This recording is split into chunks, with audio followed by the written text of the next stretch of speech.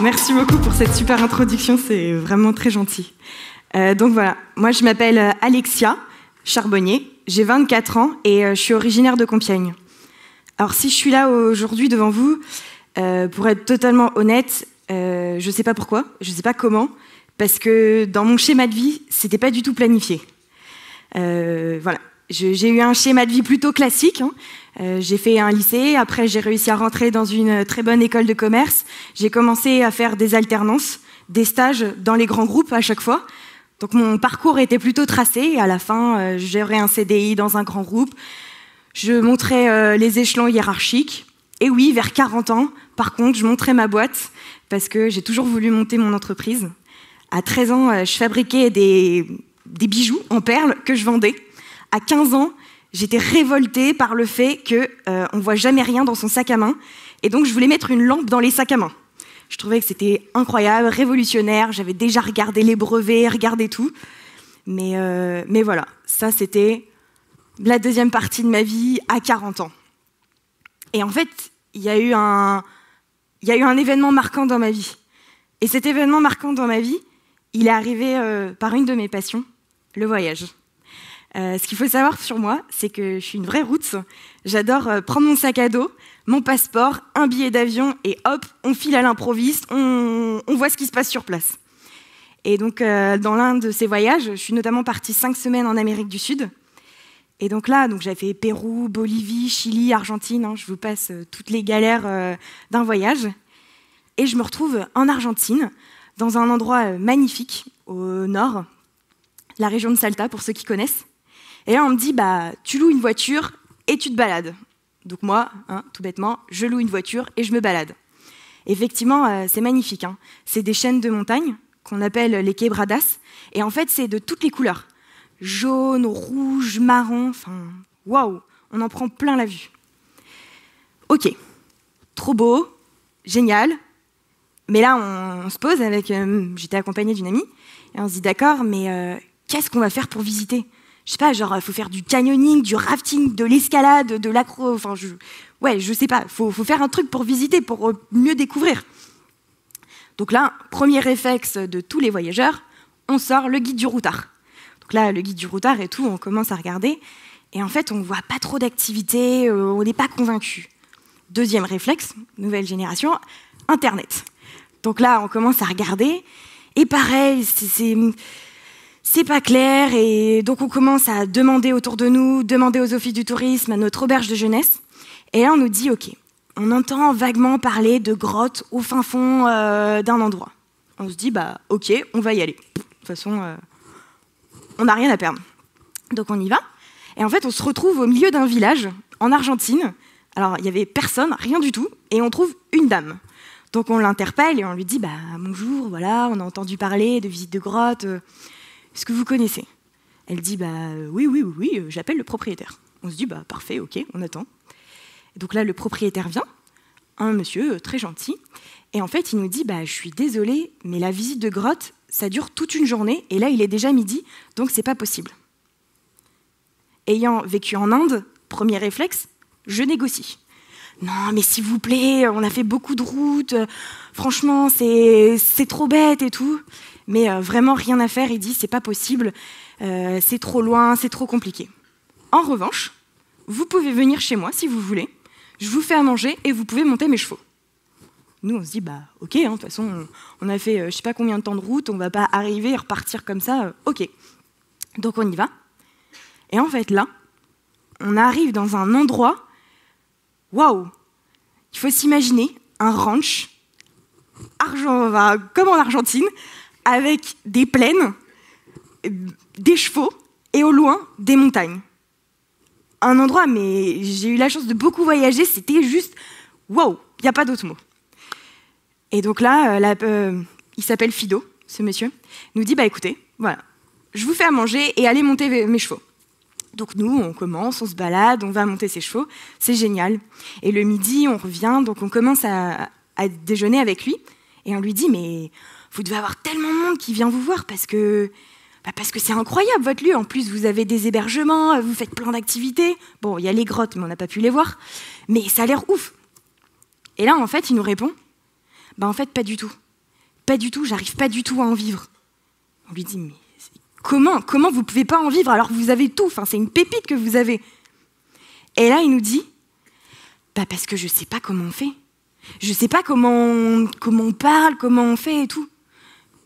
Ayant fait une école de commerce, naturellement, on dit, mais ça, c'est juste du marketing, de la communication. Hein. Et il me dit, ouais, mais moi, je sais pas. Je sais pas, Internet et tout, ça me parle pas trop.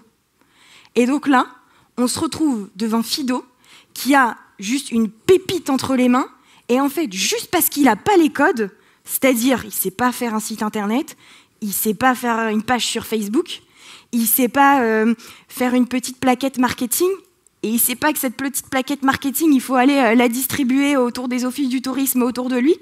Juste parce qu'il n'a pas ses codes, il n'est pas connu et on va passer à côté de lui. C'est quelque chose sur moi, je déteste l'injustice.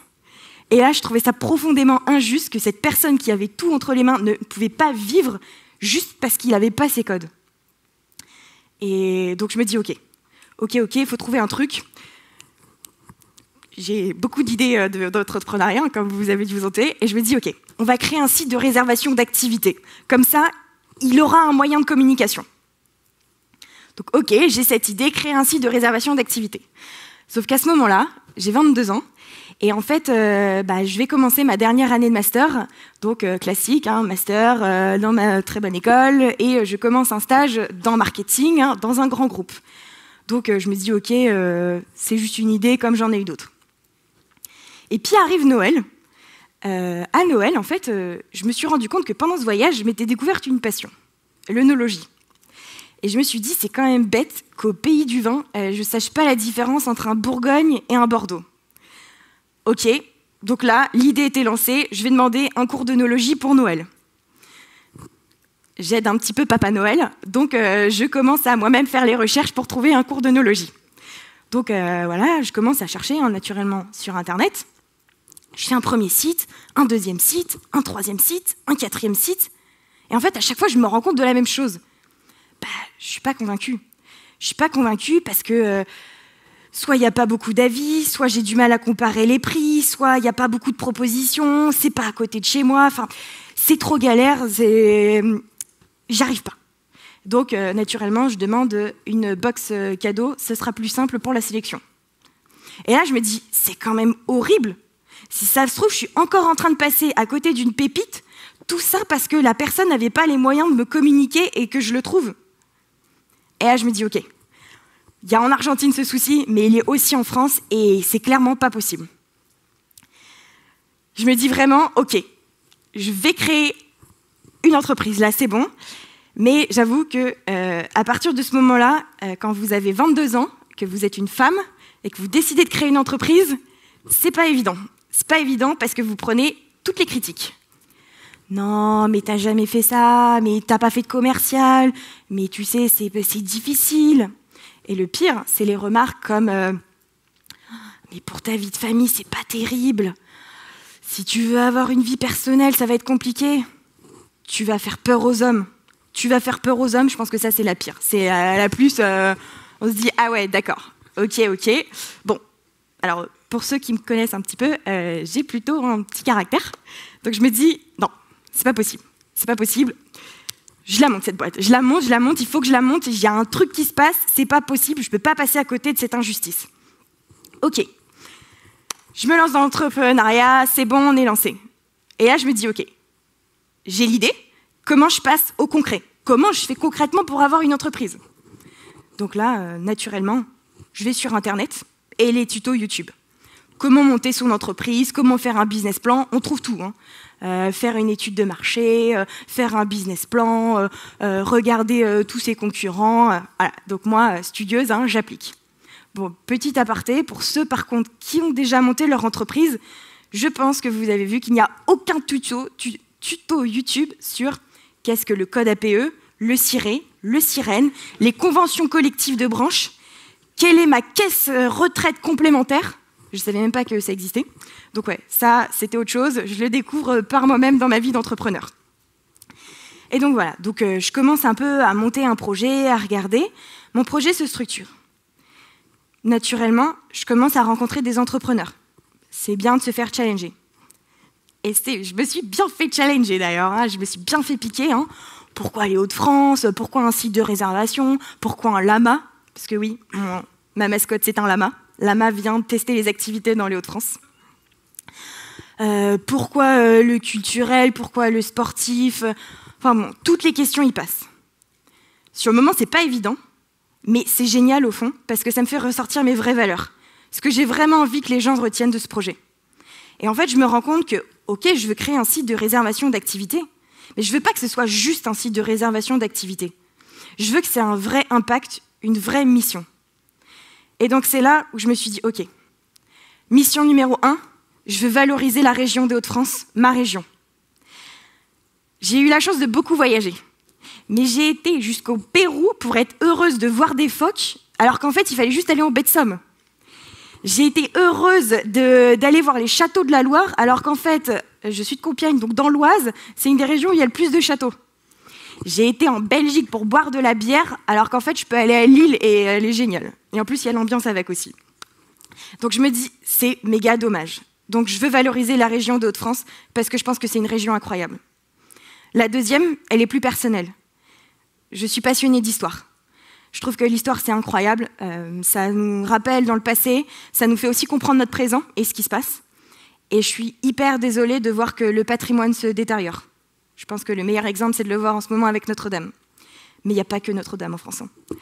Et donc, je me dis, ok, ce patrimoine se détériore, et pourtant, c'est horrible parce que non seulement ça rappelle une histoire de notre pays à tous, donc c'est notre histoire, mais en plus, le patrimoine peut être vecteur de développement économique local. Prenons un exemple. Vous restaurez un château. Ok, on le restaure. Mais en fait, si vous allez restaurer le château, vous allez créer des visites guidées, créer des escape games. En créant ça, vous créez des emplois. Vous allez donc faire une activité, vous allez proposer des nouvelles activités. Vous rendez le territoire plus attractif. Les gens veulent rester plus longtemps sur le territoire, ou alors ils veulent revenir parce qu'ils ont l'impression d'avoir loupé des choses. Donc c'est hyper important le patrimoine. Et également pour l'avoir vécu, j'ai été visiter un donjon. Et en fait, avant d'aller dans le donjon, j'avais faim, c'était le midi, donc je suis arrivée dans le restaurant en face du donjon. Donc également, encore une fois, développement économique local. C'est pour ça que j'ai pris la décision que pour chaque ticket vendu sur Actizi, une partie était reversée pour la restauration du patrimoine de la région. Je veux que la restauration du patrimoine devienne un acte citoyen. Donc ok, j'ai créé Actizi, un site de réservation d'activités de loisirs, mais c'est pas que ça, il y a 2 missions. La première, valoriser la région, et la deuxième, préserver et sauvegarder notre patrimoine. Donc là, ça commence à se passer bien. Je commence la vie d'entrepreneuse avec CO. On a réussi à avoir plus de 200 activités, dont des gros acteurs comme le domaine de Chantilly, Nausicaa, le parc Bagatelle. Donc ça fait plaisir. La presse également nous a bien suivis. On a réussi à faire la une du Parisien. Enfin, c'est même notre lama qui a fait la une du Parisien. Donc ça a été une joie énorme et on ne s'y attendait pas du tout. Ce soir, je suis devant vous. C'est une énorme chance. Mais si ce soir, je suis aussi devant vous, c'est parce que j'ai 2 choses à vous demander. La première, c'est que je pense, et j'espère que vous aussi, vous trouvez que la région des Hauts-de-France est incroyable. Et moi, personnellement, je ne pense pas que la région des Hauts-de-France, c'est la résumer à 200 activités. Il y a beaucoup plus de choses à voir et à faire dans notre région. Et donc, si ce soir, j'ai besoin de vous, c'est parce que vous, ou vous connaissez des gens qui ont la gérance de musées, de visites guidées, de parcours d'acrobanche, de cours d'œnologie, dégustation de bière, coach sportif. Vous les connaissez? Parlez-leur d'Actizi pour qu'ils soient référencés chez nous. Ça, c'était la première chose.